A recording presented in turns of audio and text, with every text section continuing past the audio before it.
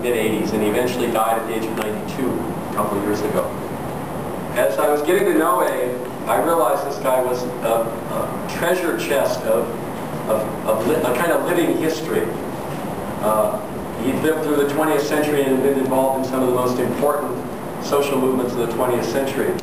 He was a brilliant organizer, but also a very philosophical and a very deep thinker. But Abe wasn't a writer. He didn't write his own narratives down.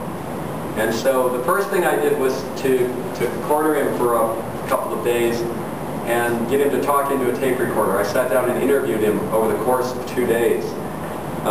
And then I edited that down and made a little pamphlet out of it. Abe Osheroff on the joys and risks of living in the empire.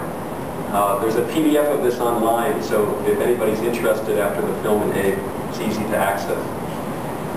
So I wanted there to be some sort of written record of Abe's reflections, because I was afraid he was going to die without ever writing it down himself, which he never really did.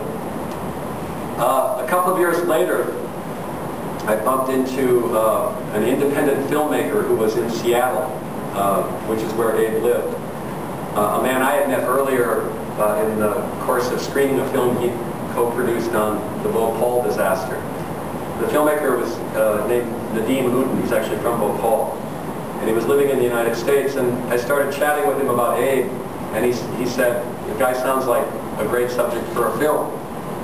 And I said, "Yeah, I think it would be great." And so we started talking, and the project that you're going to see today came out of those discussions. So even though Abe and I developed a very close friendship, at some level Abe was also a story.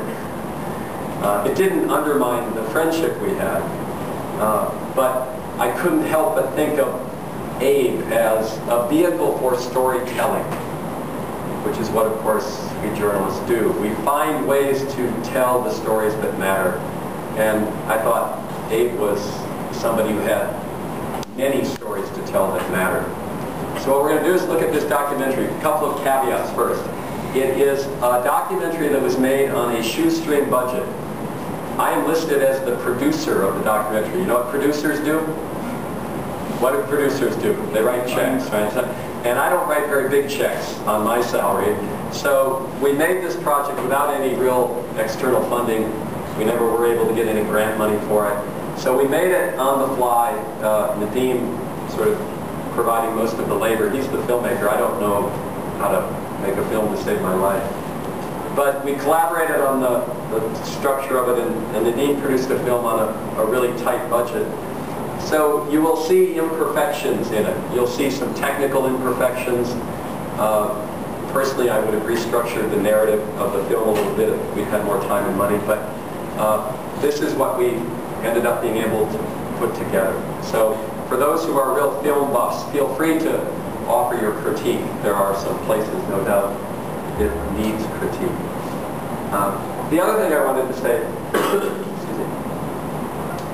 was that this is a film that talks about Abe's life and some of the more dramatic moments in his life, fighting in the Spanish Civil War, working in the Civil Rights Movement in Mississippi.